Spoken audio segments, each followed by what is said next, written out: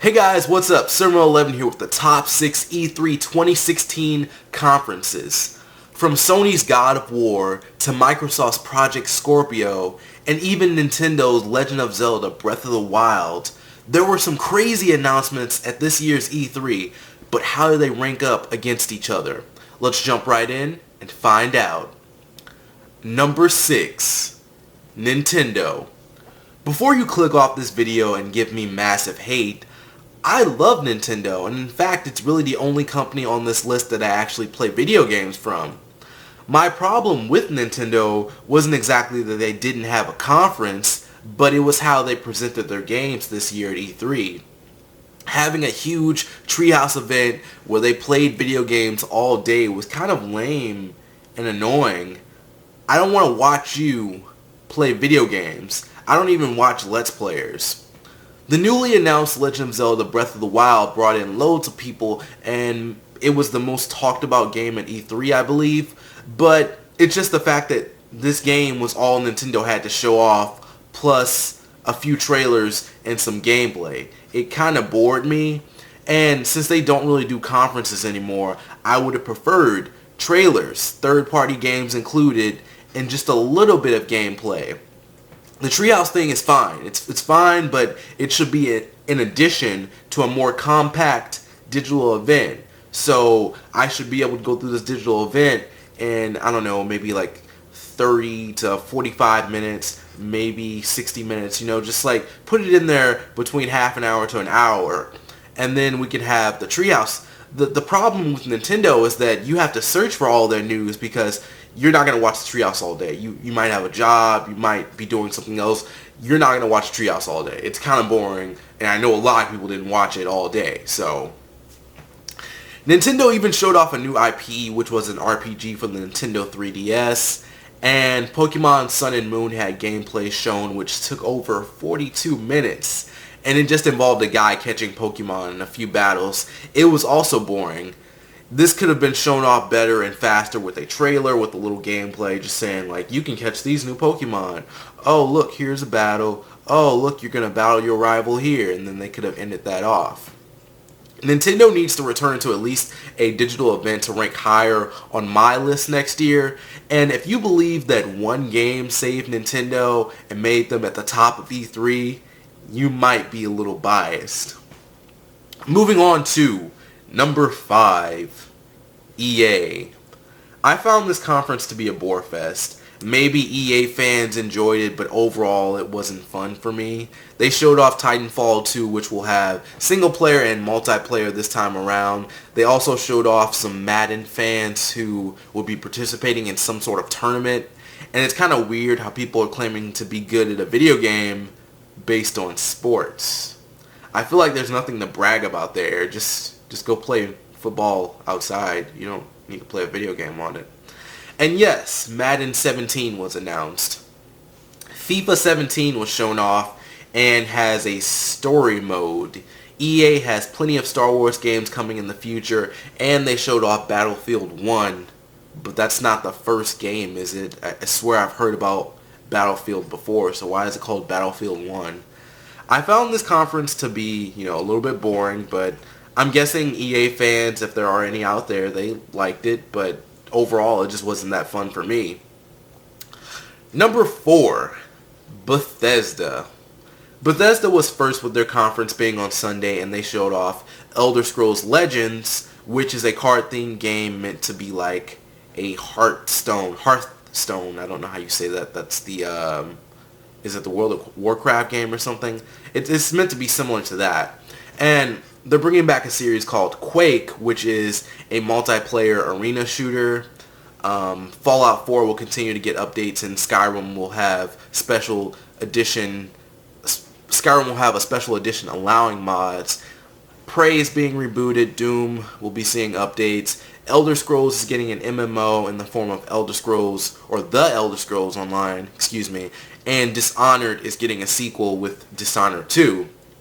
They also have some form of VR coming out. I don't know if they were really specific on it, but they have some form of VR coming out. Number 3, Ubisoft.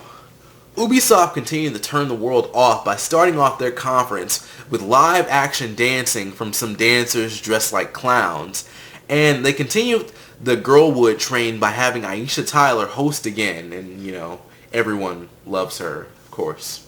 That's sarcasm, by the way. They showed off Just Dance again, and I personally don't see the appeal of this series, but hey, I'm guessing someone out there is buying it since it keeps coming back every single year. Tom Clancy's Ghost Recon Wildlands was shown. Watch Dogs continues to spaz if you want with Watch Dogs 2, which had a great trailer in my opinion, and the hacking aspect of the game looks fun. They showed off a new IP called Steep, which didn't seem to be that well received at the conference. It's just skiing with like features of you being able to like rewind, or your friends being able to start at different points where you started or failed. And I don't really get the appeal of it. South Park Fractured But Whole trolled everyone with this beginning trailer. And while I'm not a fan of South Park, I like the work that was put into the game so far. It really seems like a TV show that became a video game. You know, they have all the voice actors on there, and it looks exactly like the show. So it looks pretty good.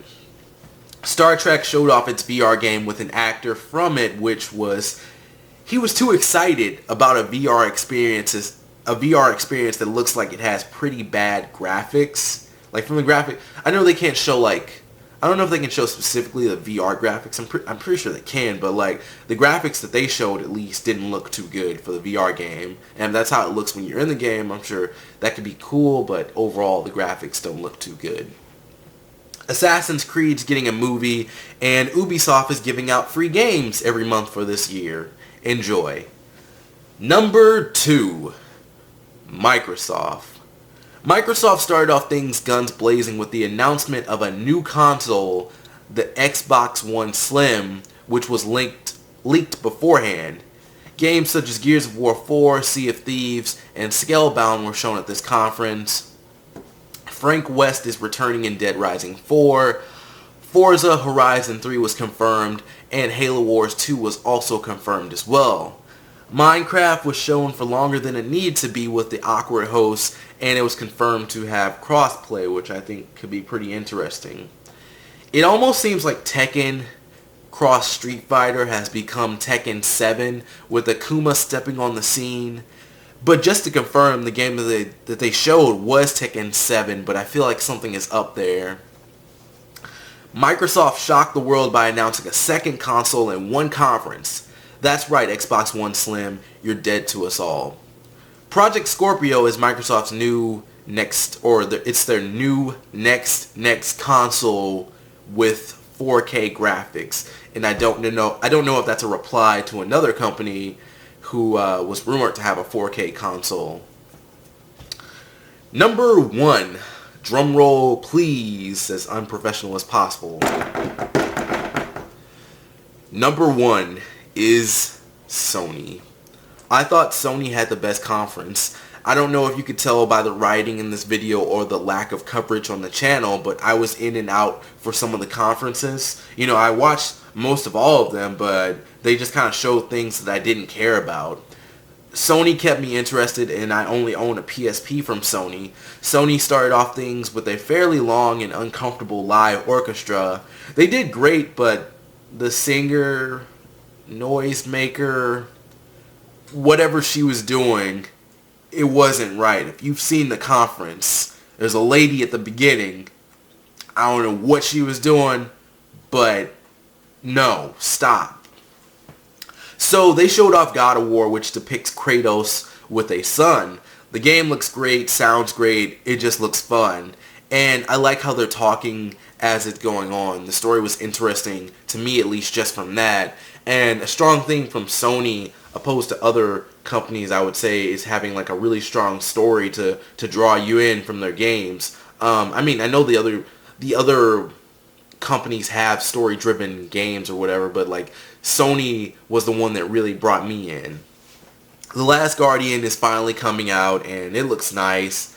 There's more gameplay from Horizon, which was shown, And Final Fantasy 15 is getting VR as with many other games. Companies are really pushing for VR, but I think it's too soon. I think the technology needs to be developed more, and VR is something they're really trying to push for, but it might be too soon. It might be too soon. We're not ready for Sword Art Online. We don't want to die in the game. You die in the game, you die in real life. Detroit Become Human was shown as a game with a high replay value as the player's choices directly impact what happens in the game. It kind of reminds me of the Zero Escape series. If you played that, it's on the 3DS and the PS Vita. The graphics for this game looked a little odd, but overall it looks fun to me. It didn't seem like there was that much hype around this game, but I thought it looked awesome. Resident Evil 7 was shown, or it was announced. I don't think they showed that much. They showed like VR footage, I believe. And a Last of Us type game known as Days Gone looked pretty fun, showing that the player and zombies can affect the environment dramatically, because there was a scene where he's being chased and then the zombies had to crawl over each other to reach the player, and the platform that they had crawled on could be broken because there were so many zombies on there. Kojima showed off a new game with an actor from The Walking Dead as the main character. Sony also trolled the world by announcing Crash Bandicoot remasters, I believe, and him being in Skylanders. It was a remaster or remake, it doesn't really matter that much. People wanted new Crash Bandicoot stuff. I mean, this is cool for the people that like Crash Bandicoot, but they also want a new game, Sony. Spiderman is getting a PS4 game. I was surprised slightly by the lack of Kingdom Hearts in this conference. And the Spider-Man game looked pretty cool, but I don't have a PS4, so I'm probably not going to play it. Well, those are the top 6 conferences of E3. I didn't include Square Enix as I missed their conference, and when I did check on it, it just seemed to be gameplay. What do you guys think about my list? Do you agree or disagree? Anyways, that's it for me. Thank you for watching this video. I hope you enjoyed. If you like my content and want to see more, be sure to subscribe. Don't forget to follow me on Twitter and like me on Facebook. The links are below. I'm Sermo11. See you next time, and peace out.